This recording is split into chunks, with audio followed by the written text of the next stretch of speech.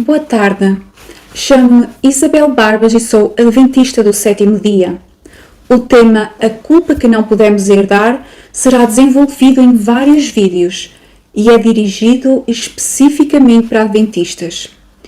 Tratarei da questão do pecado original e suas implicações para a nossa teologia. Antes de começarmos, vamos fazer uma oração.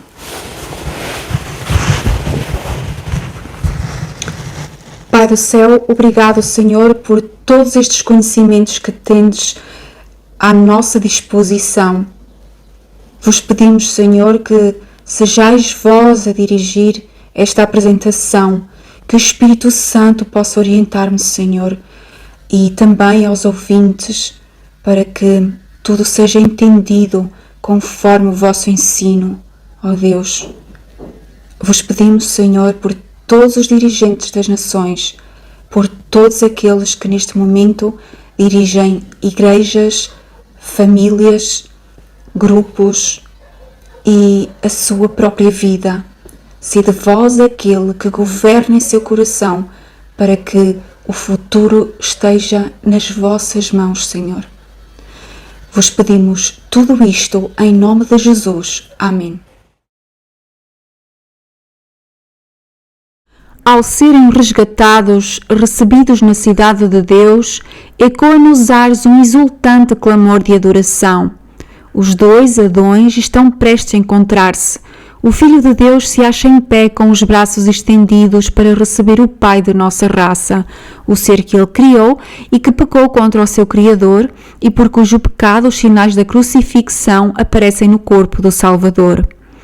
Ao divisar Adão os sinais dos cruéis cravos, ele não cai ao peito do seu Senhor, mas lança-se em humilhação a seus pés, exclamando: Digno, digno é o Cordeiro que foi morto. Com ternura, o Salvador o levanta, convidando a contemplar de novo o lar edénico, do qual havia tanto fora exilado.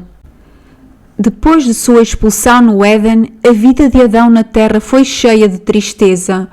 Cada folha a murchar, cada vítima do sacrifício, cada mancha na bela face da natureza, cada mácula na pureza do homem, era uma nova lembrança do seu pecado. Terrível foi a aflição do remorso ao contemplar a iniquidade que abundava e, em resposta às suas advertências, deparar com a exprobação que lhe faziam por causa do pecado. Com paciente humildade suportou durante quase 1000 anos a pena da transgressão. Sinceramente se arrependeu de seu pecado, confiando nos méritos do Salvador prometido, e morreu na esperança de uma ressurreição. O Filho de Deus redimiu a falta e a queda do homem, e agora, pela obra da expiação, Adão é reintegrado em seu primeiro domínio. Adão sinceramente se arrependeu de seu pecado, confiando nos méritos do Salvador prometido, e morreu na esperança de uma ressurreição. Como podemos herdar uma culpa por um pecado em que houve arrependimento, confissão e perdão? Como sabemos que houve perdão? Porque esta citação revela-nos que Adão estará no céu e diz-nos que o Filho de Deus redimiu a falta e a queda do homem. Muitos há, no entanto, que defendem que nascemos com a culpa da natureza humana pecaminosa. Se herdamos a culpa, é porque Adão não pediu perdão ou não foi perdoado. Ou terá sido o sacrifício de Jesus insuficiente? Se fosse insuficiente para perdoar, como podia ser suficiente para glorificar? Se fosse insuficiente, Adão não irá para o céu, nem nenhum de nós. Ninguém vai para o céu com um só pecado. Lembremos que Adão e Eva foram expulsos do paraíso por um só pecado. Todavia, sabemos que Adão estará no céu.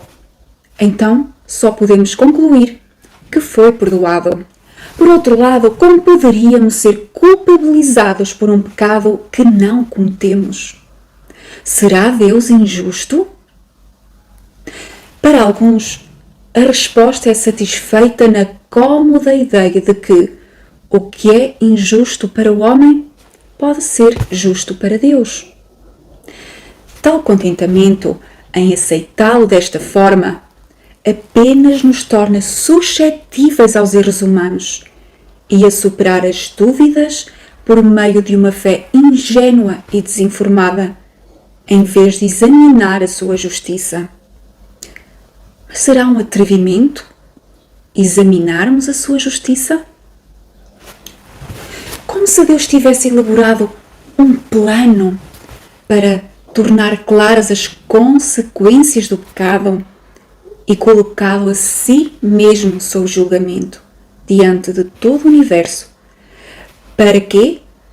Para que não ficassem dúvidas de que ele é justo e, contudo, tivesse tornado a sua justiça insondável.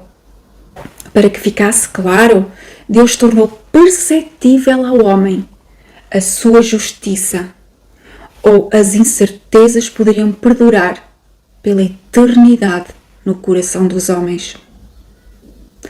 Não é nosso atrevimento nem irreverência usar nossa razão para compreender tais coisas. Pelo contrário, é nossa salvaguarda contra os enganos do inimigo. Como é que Deus não nos imputa os pecados de ignorância que nós próprios praticamos e que precisam de ser pagos por sangue, mas nos responsabiliza por um pecado que nem sequer fomos nós a cometer?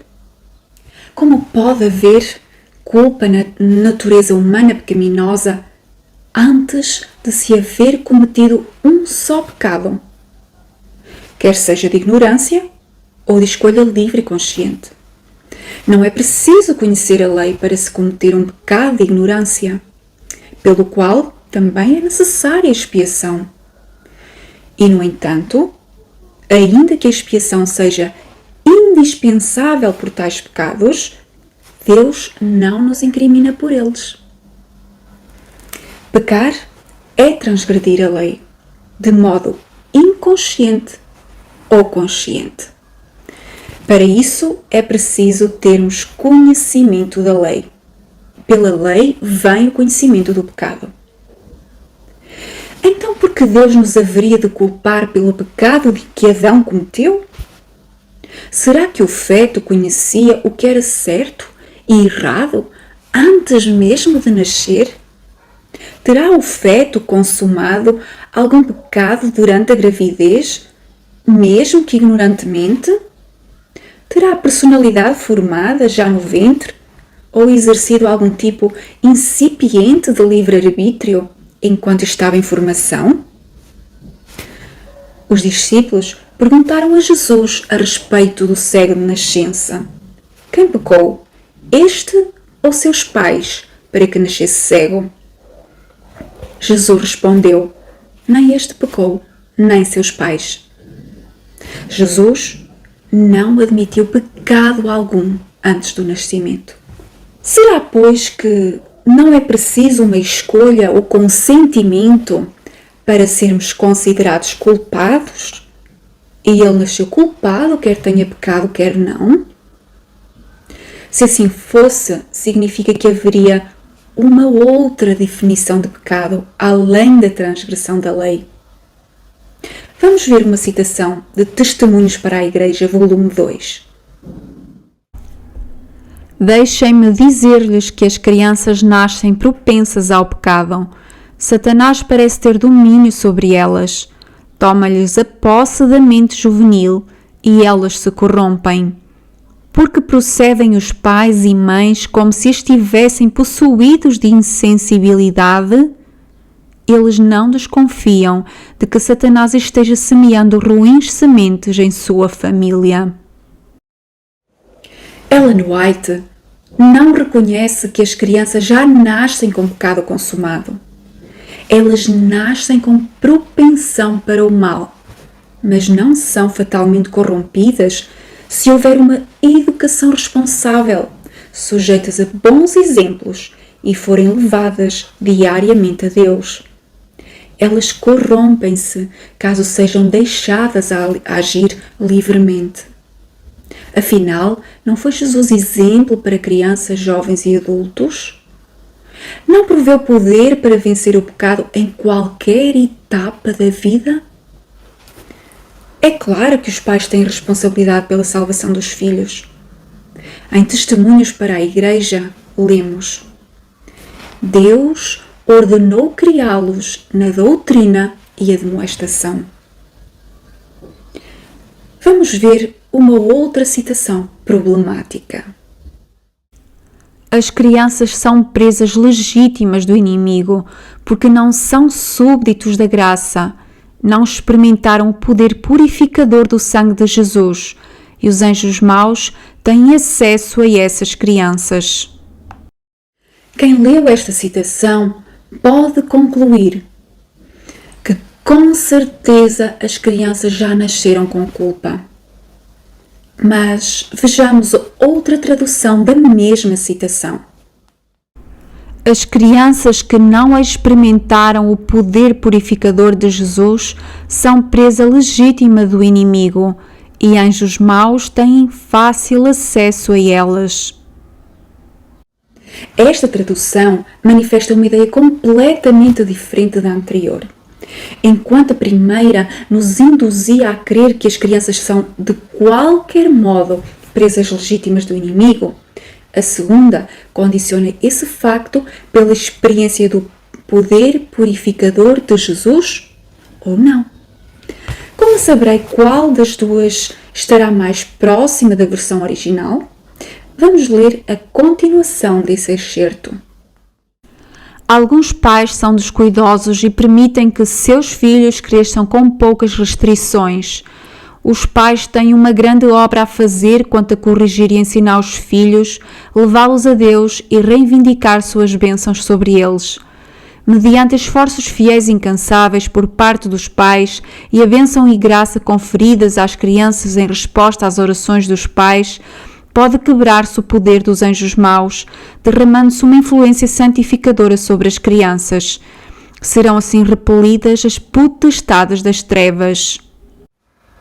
Como lemos, é possível quebrar as tendências herdadas para o mal através da educação, pela oração intercessória dos pais e estrita disciplina. Infelizmente, estas orações nem sempre podem ser respondidas devido à própria conduta dos pais. Vocês colocam sobre a sua mesa manteiga, ovos e carne, e seus filhos disso participam. Alimentam-se dos próprios artigos que lhes despertam as paixões sensuais. E então vocês vão à reunião e pedem a Deus que abençoe e salve seus filhos. Que altura alcançarão suas orações? Vocês têm uma obra a realizar primeiro. Depois de haverem feito por seus filhos tudo o que Deus deixou ao seu cuidado, poderão então, com confiança, suplicar o auxílio especial que Deus lhes prometeu dar. Mas que dizer de algumas citações que parecem favorecer exatamente a ideia contrária?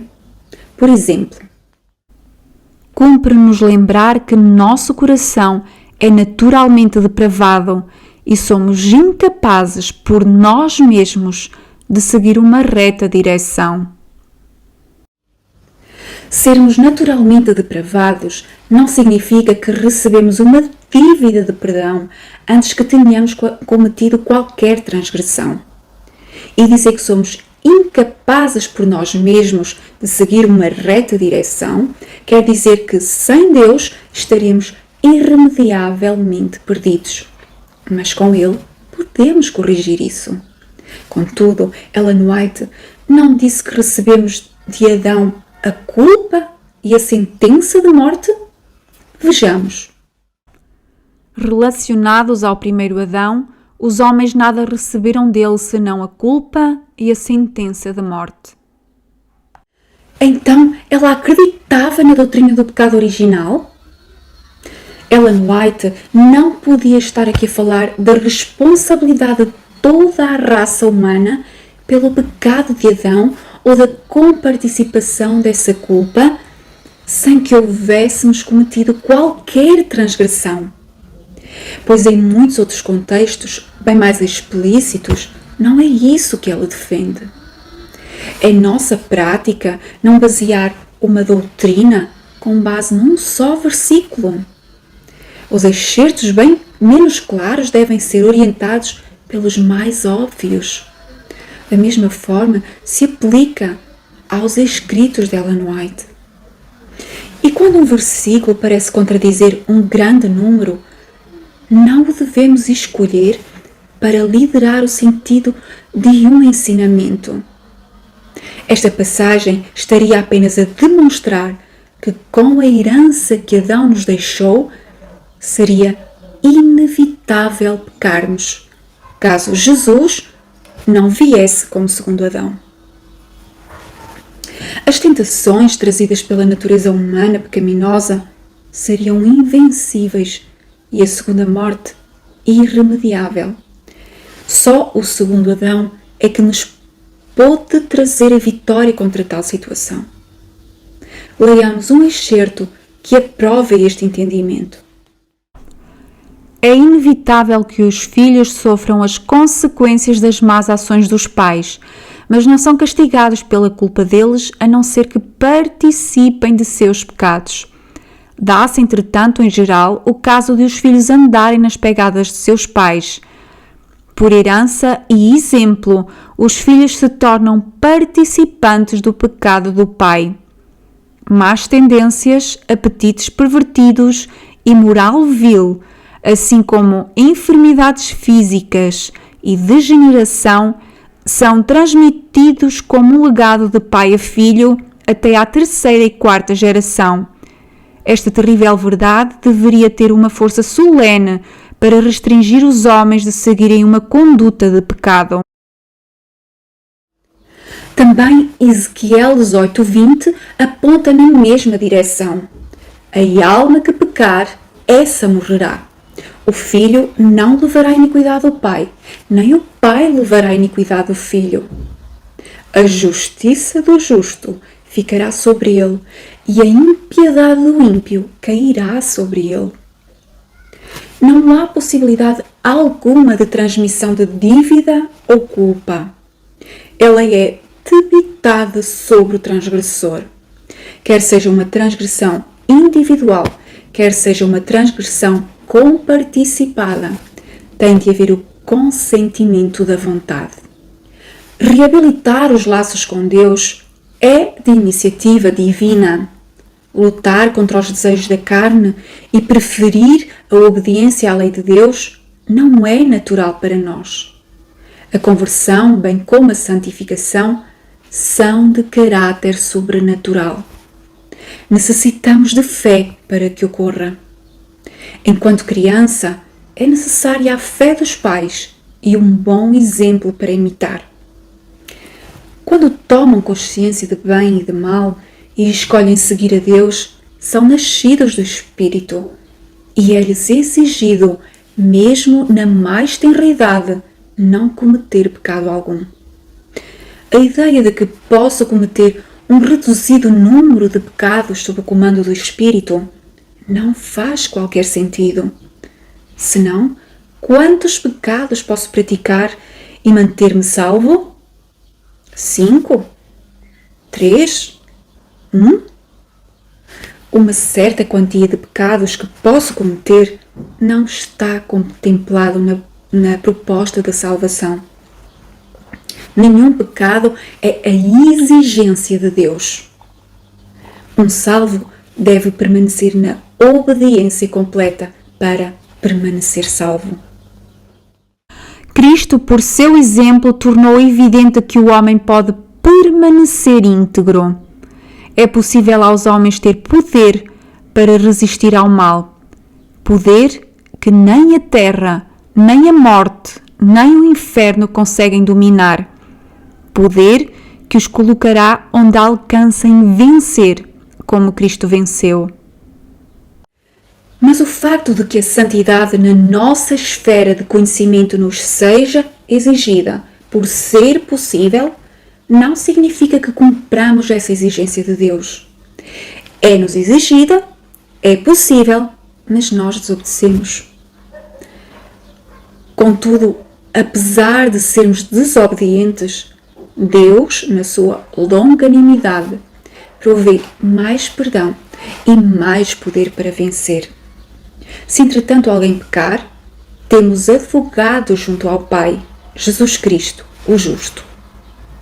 Todavia, longanimidade não é uma diminuição da sua exigência. Ser longânime não é o mesmo que posso salvar-te com alguns pecados. É antes, dou-te mais outra oportunidade para não pecares mais. Desse modo, o caminho da santificação é progressivo, não por ser impossível obedecer continuamente às exigências de Deus e usar o perdão para resolver isso, mas porque Deus é paciente e à medida que tomo a crescida consciência dos meus pecados, é-me exigida obediência correspondente. Deus não nos dá uma consciência e um conhecimento ao qual não temos capacidade de obedecer, pois também provê de meios para que isso se possa realizar. Contudo, este programa divino deve ser completado na última geração. Porquê? Porque a última geração deve corresponder ao enorme conhecimento que lhe foi acrescentado. Ela tem ao seu alcance o que às gerações anteriores não poderia ser exigido. A ela foi disponibilizado poder e meios para não precisar mais de advogado. E isso significa que tudo aquilo pelo qual Jesus provia sangue, eles já não precisarão mais. Deixaram de cometer qualquer pecado. Isso quer dizer que se tornaram independentes de Deus? Não. Quer dizer que alcançaram o objetivo dos planos de Deus para esse ministério. Era o objetivo de Deus que todos os eventos ocorridos no santuário celestial desembocassem nessa completa obediência. Esse ministério contempla o cumprimento da nova aliança prometida, de que a lei seria colocada na mente e no coração. Era o objetivo de Deus a observação de todos os seus mandamentos para refutar a acusação de Satanás de que ao ser humano caído não seria possível cumprir os mandamentos de Deus, o que acarretaria responsabilidade ao próprio legislador e de exigir obediência a uma lei impossível de cumprir. Como consequência, o próprio caráter de Deus estaria em causa, bem como o seu governo, o seu direito ao trono e ser digno de adoração. É dessa forma que a completa santificação da última geração tem implicações tão sérias. Eles são especiais porque Deus exige que o sejam. E é ótimo quando Deus exige, pois quando exige, capacita. Vamos analisar um versículo de Gálatas. Digo, porém, andai em espírito, e não cumprireis a concupiscência da carne, porque a carne cobiça contra o espírito, e o espírito contra a carne, e estes opõem-se um ao outro para que não façais o que quereis. O que são os desejos da carne? São a natureza humana pecaminosa.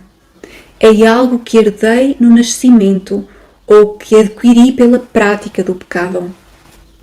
São desejos, são tentação e não pecado. O que é tentação?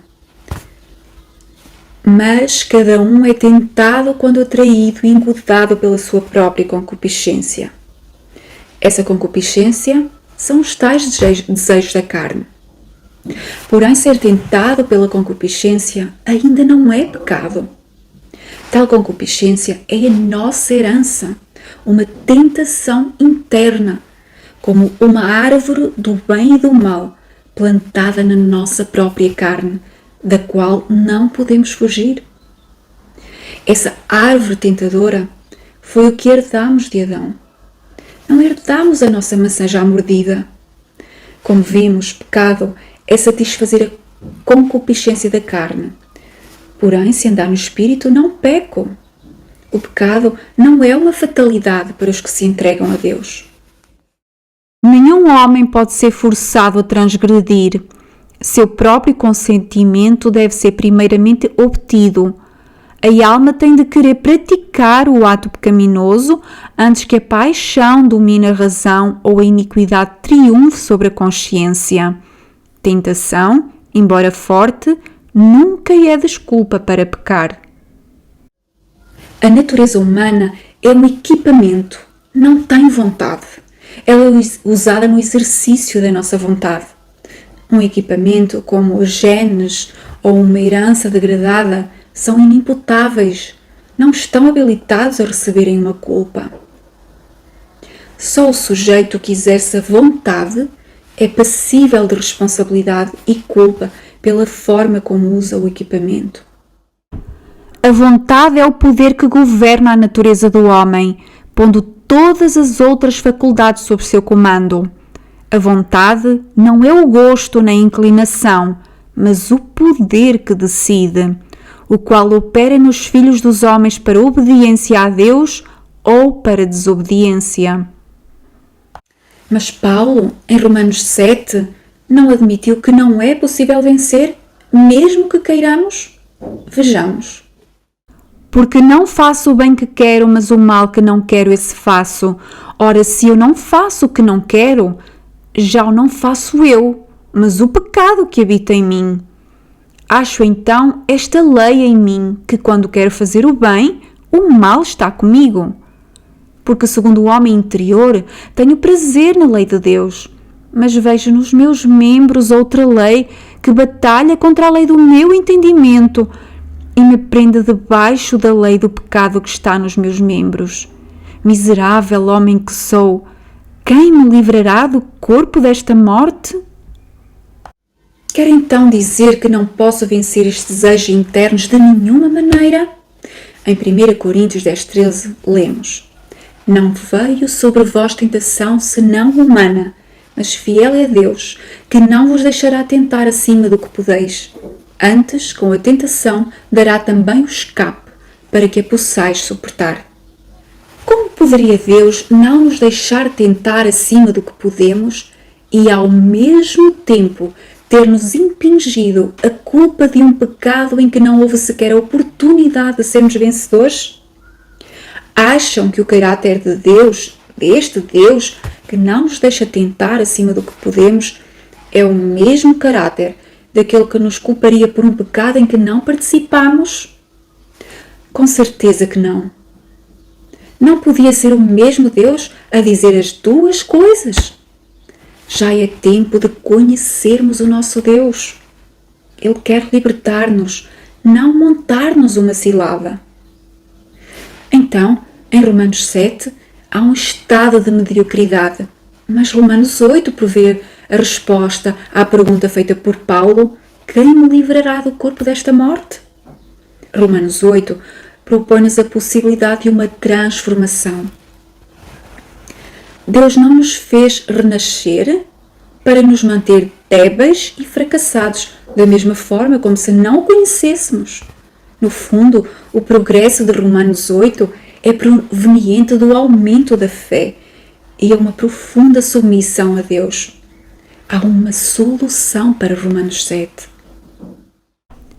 Portanto, agora nenhuma condenação há para os que estão em Cristo Jesus, que não andam segundo a carne, mas segundo o Espírito.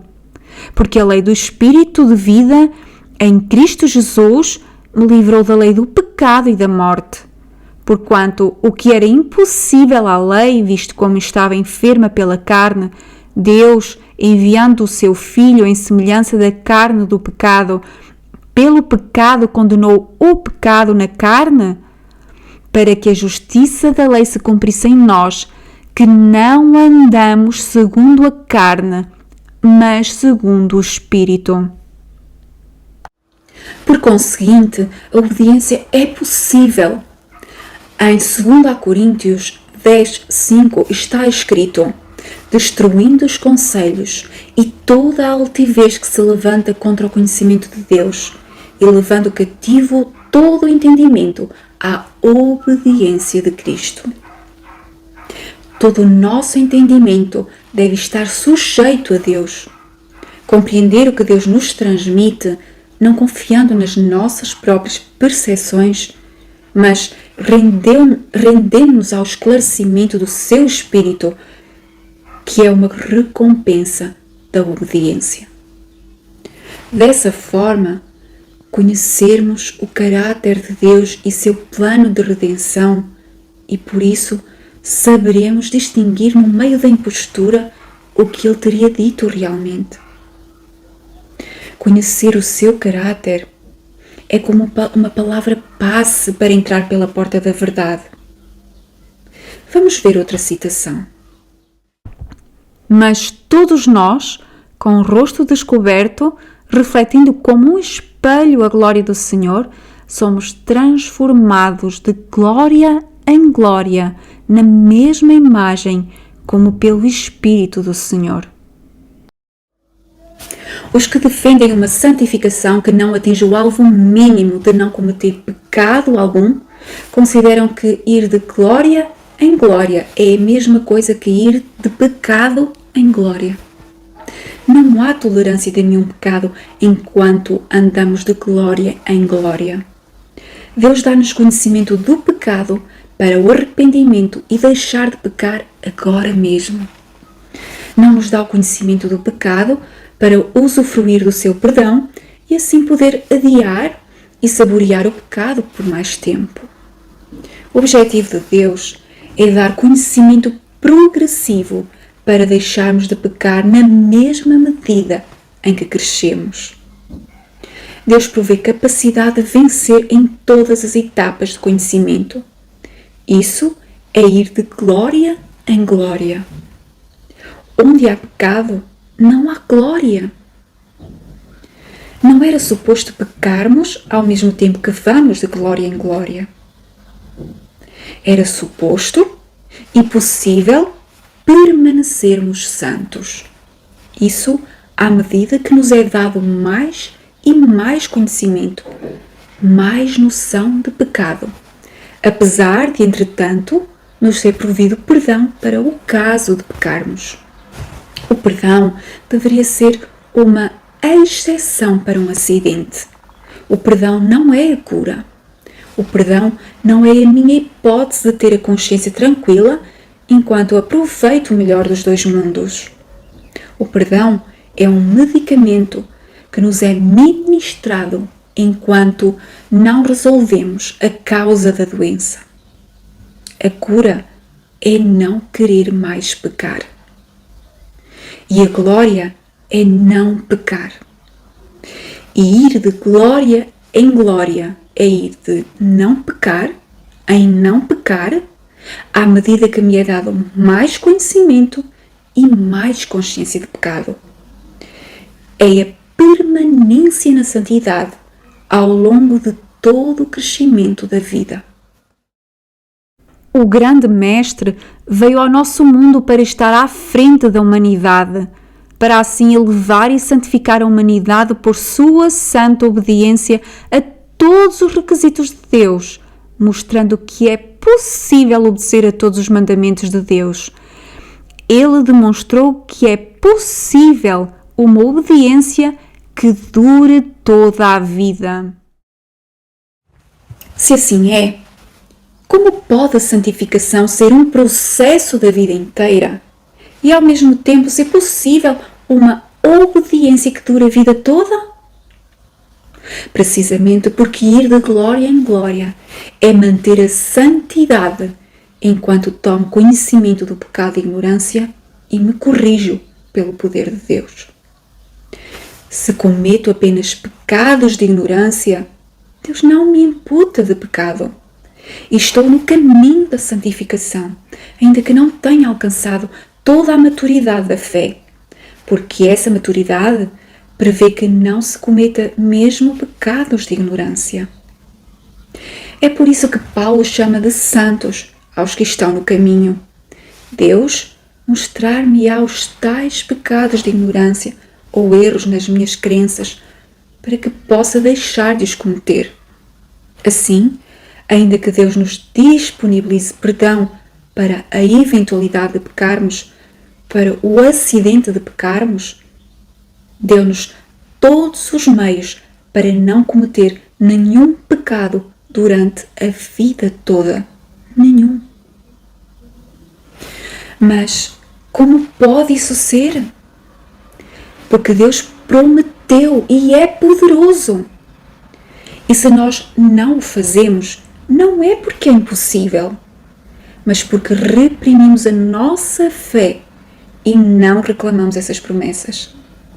A maior razão porque não reclamamos é porque não acreditamos nelas. Ou pior ainda, por não queremos ser santos para já. Às vezes, pensamos que somos cristãos só porque queremos ser santos um dia. Se supomos que ir de glória em glória é uma tolerância de pecado enquanto crescemos, como se não nos fosse exigida a santidade em todas as etapas da nossa vida e manter-nos santos em todas elas, seria o mesmo que afirmar que Deus não nos proveu poder para isso. E se Ele não proveu, o seu plano foi mal concebido. Deus só exige o que é possível. O poder de Deus não é tão pequeno quanto nós supomos, mas é provido no tamanho da nossa fé. A maior parte de nós acredita que Deus é poderoso, mas temos uma fé de espectadores. Acreditamos que Deus fez coisas espantosas no passado. Acreditamos que faz milagres a outras pessoas. Acreditamos que fez todo este universo. Acreditamos que tudo sustenta e mantém. Até acreditamos que talvez um dia Ele me ajude a livrar de alguma coisa ofensiva no meu caráter. Mas não acreditamos no seu poder para agora mesmo me curar dos meus vícios e pecados. Uma fé prática. A minha fé em eventos sobrenaturais, passados ou futuros, só terá um efeito prático se aplicar essa fé agora mesmo. Mas nós não temos a fé para agora. E se não tenho fé para agora, estou a enganar-me a mim mesmo. A nossa falta de fé é que limita o poder do Todo-Poderoso. É por isso que não somos santos agora mesmo, porque não temos essa fé. E é por isso que é tão importante combater essa ideia de que não é possível vencer o pecado completamente antes da glorificação. Isso é tão grave como dizer que a lei de Deus foi abolida. Tal ideia é como um biberon para os bebés da fé não crescerem nunca, mas continuarem a pensar que são filhos de Deus, de um Deus cristão. Essa ideia é um assassinato ao plano de Deus, já que é pela fé que somos impedidos ou que alcançamos essas promessas. Nenhum 144.000 alcançará a santidade se acreditar que só pode ser santo na glorificação. Jamais lutará contra o pecado com orações persistentes, diárias e importunas, com a urgência do agora. Porque escolheríamos fazer uma coisa agora, com tamanho sacrifício, se um milagre a pode fazer na glorificação sem sacrifício algum para nós? Afinal, Deus é poderoso em qualquer altura, não é? Eu só estou a adiar a fé no seu poder para mais tarde, muito mais tarde. Eu acredito que Deus faz milagres. Eu só não acredito de maneira absolutamente nenhuma que seja para agora. Essa ideia é um boicote ao plano de Deus. Alguns ensinam que, por a santificação ser a vida toda, é o mesmo que dizer que é impossível não cometer pecado a vida toda. Mas dizer que a santificação dura a vida toda não é uma afirmação de flexibilidade divina para tolerar o pecado ou da impossibilidade de sermos santos, hoje mesmo. Essa ideia torna-se uma desculpa para adiar a correção de vícios e pecados conhecidos e torna-nos complacentes com eles. Obtivemos a convicção de que Deus, por ser longânime, os deixará impunes por mais algum tempo, enquanto pedimos perdão de um pecado que sabemos não querer deixar para já. Só para já. Então, essa ideia de que a santificação é a vida toda, crendo que isso é uma tolerância para nos demorarmos no pecado e não uma hipótese para nos corrigirmos o mais rápido possível, leva-nos a deixar para um dia distante a resolução desse defeito. E qual é o dia mais distante do que o dia da glorificação?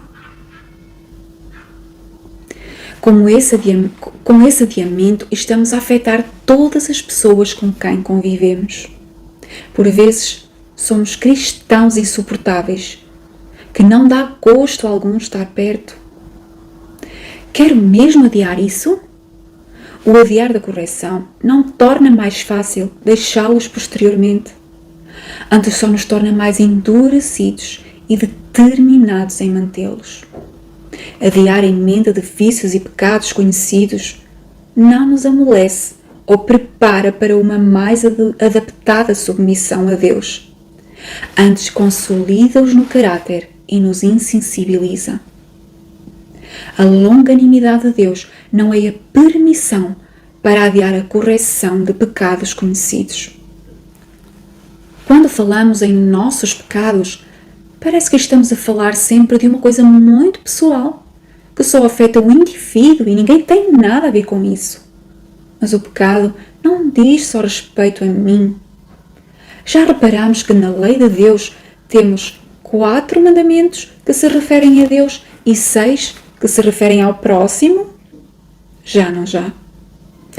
Não há ali uma secção para mim próprio. Nenhum só mandamento que se refira apenas a mim. Isso quer dizer que o que faço em segredo, sem afetar aos outros diretamente ou a Deus, não é pecado? Mesmo que o pecado seja o mais pessoal e secreto possível, afeta sempre a Deus e aos outros. Normalmente, os mais afetados pelos nossos pecados e defeitos de caráter são a nossa família e amigos, precisamente aqueles que mais amamos. Quero mesmo continuar a adiar essa correção. Quanto amo realmente a Deus e aos meus entes queridos? Por quanto mais tempo o meu patrão, os meus amigos, os meus colegas de trabalho, a minha igreja, o meu marido, esposa ou filhos têm de suportar aquilo que eu não quero deixar para já. Seria injusto para uma vítima que Deus tolerasse que fosse roubada sem que exigisse do transgressor imediata correção. E se Deus exige isso agora, tem de dar a possibilidade e poder para vencer isso agora. O transgressor pode apoiar-se na ideia de que não tem poder sobre o seu vício hoje, mas acredita que Deus lhe proveu santificação que dura a vida toda e então um dia poderá deixar de roubar. Claro que não! Seria o mesmo que Deus não pudesse pedir a essa pessoa que não roubasse hoje, porque não lhe foi dado poder suficiente para vencer agora mesmo. E a vítima não teria mais que esperar a vida toda para que o infrator deixasse de roubar, porque Deus estaria a apoiar o transgressor. Afinal, Deus era o responsável por essa impossibilidade. E o transgressor aproveitaria certamente para transpor para Deus a culpabilidade do seu pecado. Deus proveu cura imediata. Não facultou ao homem apenas uma cura de longo prazo. Essa cura de longo prazo é apenas falta de fé. Se eu peço para vencer num dia futuro, como posso receber poder para vencer agora mesmo?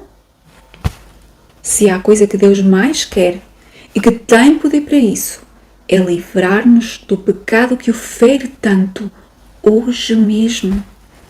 Só assim nos pode exigir o cumprimento de todos os mandamentos no momento presente. Porventura, Deus exige-nos a observância de todos os mandamentos apenas no futuro, no fim da vida ou no dia da glorificação? Ele não fez uma promessa só para esse dia ou só para o fim da nossa vida. Deus dispôs do poder para agora, para este pecado que me parece impossível de corrigir. Contudo, se não é isso que eu creio, só pode ser feito em mim, segundo a minha fé. Deus exige a santificação hoje, porque tornou isso possível para hoje. Ele não suporta pecado algum na nossa vida, ainda que nos perdoe. Se é verdade que a santificação dura a vida toda, também é verdade que é possível ser santo a vida toda. Mas se eu não sou, é porque não tenho ido buscar de graça, por meio da fé e oração, o poder para vencer imediatamente. Não podemos pensar que só porque estamos no período após a vinda de Jesus, que é por isso que vivemos inevitavelmente na nova aliança. Adão, Noé, Abraão viveram a nova aliança, mas foram obedientes. Quanto a nós, a lei ainda está escrita apenas em pedra e não no coração. A nova aliança será um pacto pessoal entre Deus e o obediente, que ama a sua lei e não combate contra uma proposta em que o possa alcançar. A certeza da vitória sobre o pecado não deve ser baseada na evidência das nossas experiências, mas na fé do impossível. Muitos ainda só tomaram conta de que é impossível eu vencer o pecado com as minhas próprias forças. Por isso é tão importante edificarmos condições de fé e confiança nos milagres que Deus prometeu. Se a santidade é um milagre, preciso de fé para o alcançar. E se é preciso uma operação sobrenatural de Deus, é porque era impossível de outra forma. Mas Deus só pode realizar isso em nós pelo nosso consentimento de fé. Daí que desacreditar nesta obra é um impedimento para que Deus o cumpra. Se eu combato a ideia de que é impossível vencer o pecado antes da glorificação, sempre pelos méritos de Jesus, estou a impedir essa realização. Deus não pode responder contrariando a nossa fé. Todo o imenso poder pode ser restringido pela nossa mísera vontade. Se propago essa ideia, estou a contribuir, mesmo sem o saber, com o plano do inimigo e a desonra de Deus. A minha ignorância até pode não ser tida em conta, mas os estragos serão certamente descomunais. Este tema vai ser continuado no próximo vídeo com o subtema Já pediste perdão pelo pecado que herdaste? Subscreva e ative o sininho para receber as notificações. Até breve!